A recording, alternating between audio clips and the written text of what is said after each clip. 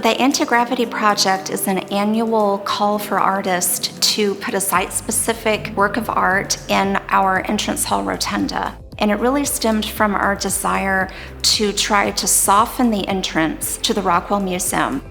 While we have guests that are navigating the building, we wanted to take that opportunity to clear their minds, surprise them with something completely unexpected. Rachel did approach that space in a completely new manner. She has created this kind of band of color and shape that is surrounding the space, but is leaving the negative space open.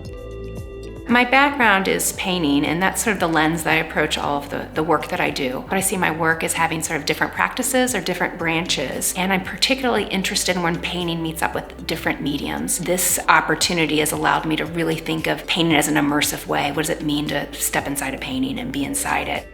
When I decided that I was going to do a mural, I first start with sketches in my sketchbook, and I roughly sketch out the sort of flow of the space, the architectural elements. It has very pronounced verticals between the doors and the windows, and those are things I wanted to echo in the design. And so I kind of played around with the colors and the structure to mimic what was already happening here.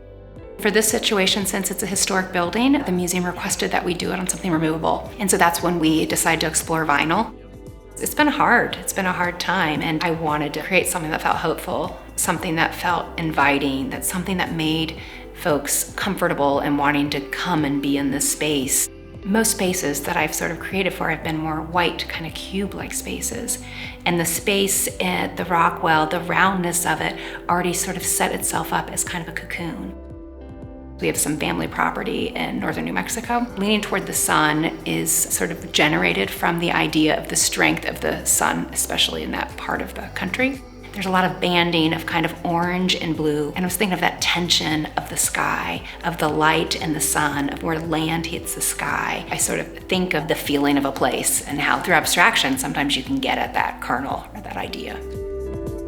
The Rockwell Museum sponsors artists from the Anti-Gravity Project to be a guest designer in residence at the Kearney Museum of Glass, to give them the opportunity to translate their personal practice in a different medium. My experience in the hot shop was, I was just amazed. They're just incredibly supportive and curious about the type of work that I was making and how we might be able to create work that had some of the similar visual vocabulary in glass.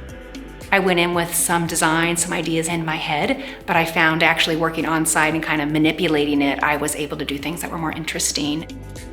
Most of my work that I do is just me in my studio. You know, it's a very individualistic sort of experience of making. The opportunity to work in that collaborative environment, it's just thrilling.